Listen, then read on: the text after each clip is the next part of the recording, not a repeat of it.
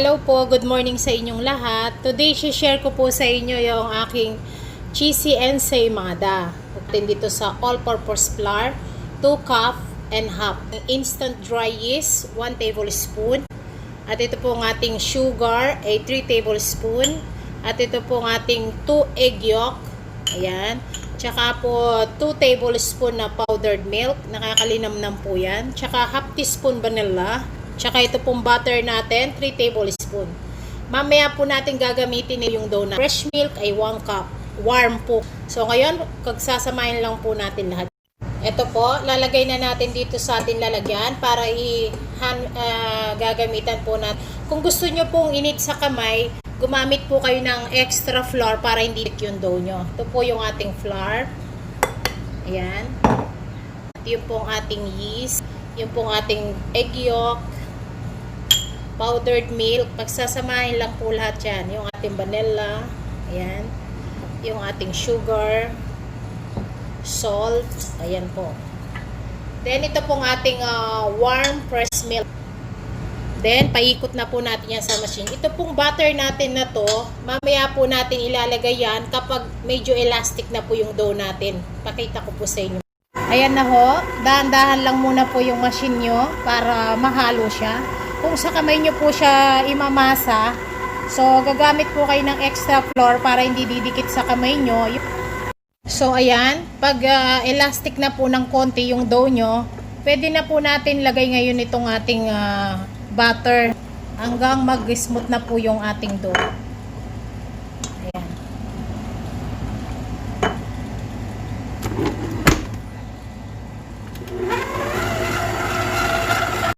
Ayan, lagyan lang po natin ng konting oil tong ipahid lang po natin dyan. So, ito na po yung ating dough. Ayan. Pag ganito na po yung kanyang texture, yan, makunat na po siya. Okay na po ito. Ayan, no. So, ngayon po, palulubuhin na po natin. Ito mag-double size. Then, rest lang po natin yan sa room temperature. Katulad din po yung mga ginagawa. The same lahat po ng procedure yan. Hirap nitong plastic ko. Ayan, takpan na po natin. Ngayon, doon naman po tayo sa ating topping. So, yan, rest na po muna natin yan. Siya nga po pala, ito po yung mga cups na ginagamit ko. So, wag po kayo magpapalit ng mga iba-ibang cups para pantay-pantay po yung sukat. Okay? Ito naman po yung mga tablespoon. Ayan. At half teaspoon, etc. Ganito rin po, tatlo. Kasi pag nagaybay pa po kayo ng baso or cups, ay hindi po magtutugma yung inyong ingredients. At ito naman po yung ating mga pantoppings mamaya pagluto na yung ating ensaymada, okay? Ito po yung ating room temperature na butter ay 1/3 cup, okay? And then ito pong ating condensed milk, 1/3 cup. At vanilla po, konti. Vanilla powder po to. Pwede rin extract, kaunti lang po lagay nyo. At 2 tablespoon na icing sugar. So, ito lang po yung cup na ginamit ko, 1/3. So, ngayon, lagay lang po natin dito. Ayan. Gagamitan po natin to ng hand mixer para po mapino po yung kanya. Pwede rin po na i-mix nyo na lang, basta tiyaga lang kayo, okay?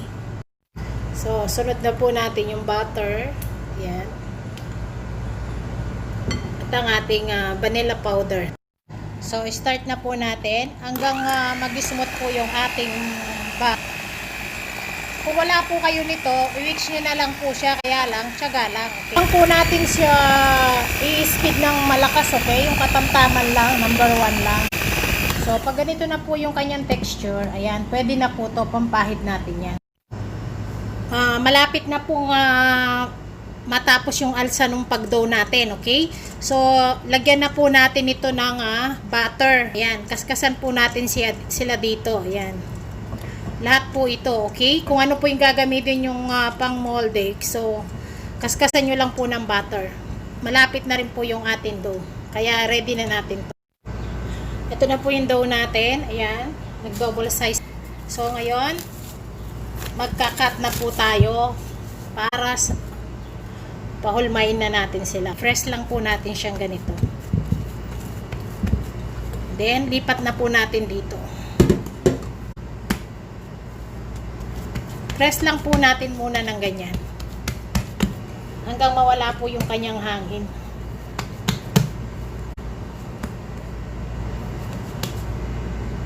So, ito na. Kung ano po yung gusto nyo laki sa inyong ensaymada, nasa sa inyo, okay? So, ako, gagawin ko po ito na cut ko muna po sila. So, ayan, 12 pieces na po yan. So, ganituin lang po natin. Press lang natin siya. Para lang po tayong gumagawa din ng pandesal. Then, pag ganun-ganun natin, okay? Then, bilugan lang po natin siya sa kamay nyo ng ganito. And then, lagay na po natin dito sa may ulmahan natin na may butter. Isa pa. Kung gusto nyo po na malaki yung inyong ensaymada, nasa inyo yung cut na gusto nyo. Okay? Ayan. Ito po. Then, lagay natin siya uli doon. So, itong akin, medyo malalaki. So, ganito lang po siya. Oh. I-press nyo siyang ganito sa dariri nyo. Ayan, laparin nyo lang. Then, pag ganun-ganun nyo lang siya. Ayan, oh. Ayan. Para yung hangin niya ay mawala. Then, pag ganito na siya, ayan, i-roll nyo lang po sa kamay nyo ng paganyan. Bilang lang kayong 5, 6, yan, basta naramdaman nyo siyang pino na siya. Ayan, so, ito na po. Takpan po muna po natin ito hanggang mag-double size sila. Balikan na. Habang pinapaalas na po natin ito, preheated na natin yung oven natin ng 180 Celsius. 10 to 15 minutes, kailangan nakapainit na po siya, okay? Bago natin isalang ito. So, after 15 minutes, check na po natin sila. Ayan. So, ngayon, ayan, double size na po sila. Okay? Ayan po. So, ngayon, ready to bake na po natin sila. Bago natin po sila i-bake, mag-mix lang po tayo ng egg yolk, ayan, at saka milk na, fresh milk na, at saka isang egg yolk. Okay? Brasan po natin yan sila sa taas. Ayan. Ganyan lang po. Huwag nyo pong ganong didiinan ay yung dough, okay? Para hindi siya yan, ganyan lang po. So, then bake na natin yan. So, ito na po yung ating ensaymada. Ayan, na-bake na po sila. Masyado po silang maumbok kasi malaki yung aking ensaymada. Kung kayo, pwede nyo pong liit. So, yan na po sila. Ayan. Ayan, haba po silang mainit. Brasan lang po natin sila ng butter para po yung itaas niya ay malambot siya pag malamig na. Ayan. Ganyan lang po. Para lalambot pa po itong itaas na yan pag sila ay malamig na. Ito po, pakita ko sa inyo. Ayan. Pag malamig na po siyang konti nyo siyang bubunutin hanggat hindi siya matatanggal sa sarili niya lalagyan. Siya rin mag-isa ay matatanggal siya. Ayan po. Kung kayo po kung ano yung pang-ulman nyo na malapad, pwede. Kasi meron po na ensaymada ng palapad, may pabilog, may design. So, ako ganito na lang po siya. Sa bahay lang naman. So, ayan po. Ayan po, napakalambot niya. Ayan o. Hindi ko siya pwedeng putulan. Mamaya na lang pag may cheese niya. Ayan po. Ayan, napakalambot niya. O. Ayan po. Ayan na po natin ng topping sa taas. Pero, rest muna po natin siya ng konti. Ayan po, dahil malamig na sila, ayan, ang dali na po nilang tanggalin. Ayan po, ayan ang loob nila. So, transfer na po natin dito kasi lalagyan na natin yan ng buttercream at saka, ayan po yung ating ensaymada.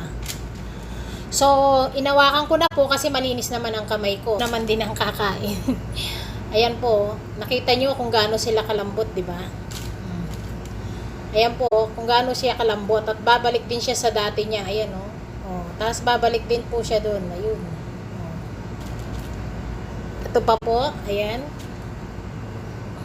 Tapusin ko. Ito na po sila. Na-transfer ko na sila. Pero mainit pa po sila. So, kailangan po palamigin muna ng konti bago natin kaskasan ng buttercream and cheese. Kasi magme-melted po yun. Kailangan malamig. So, ito na po yung ating ensaymada. Ensaymada ni Kikay. So, ayan, malamig na po sila. Kaskasan na po natin sila ng buttercream, yung ginawa natin kanina. Okay? Yan, ganyan lang po. Hawakan ko na po siya. Okay? Ganyan lang po. Isa-isa lagyan natin sila. Mas masarap po, mas marami. Okay? Yan. Hawakan ko na po, malinis naman yung kamay ko. Okay? Tapusin ko lang muna po lahat yan. Ayan na po. Ito, isa na lang. Pakita ko po sa inyo. Ayan.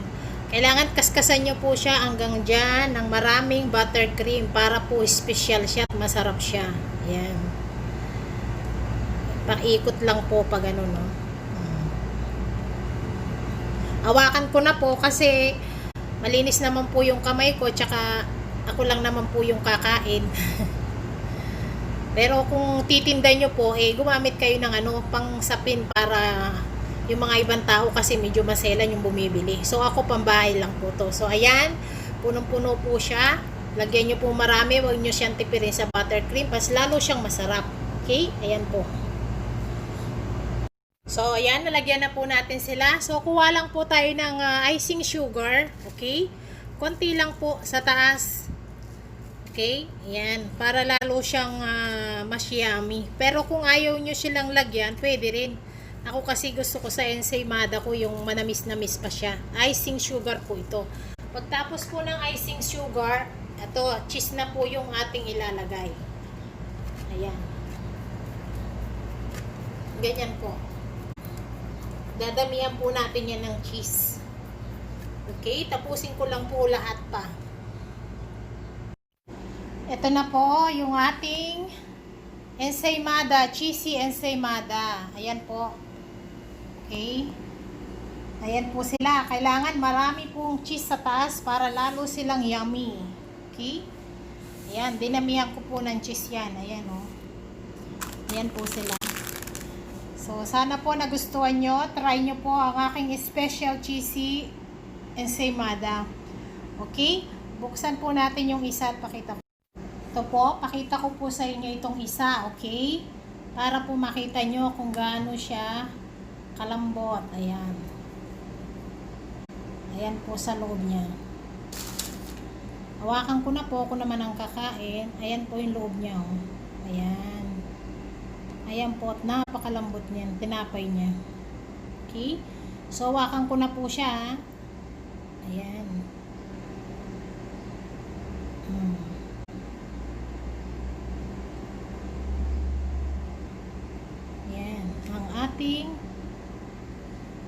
Ayan po yung kanyang tinapay. Napakalambot.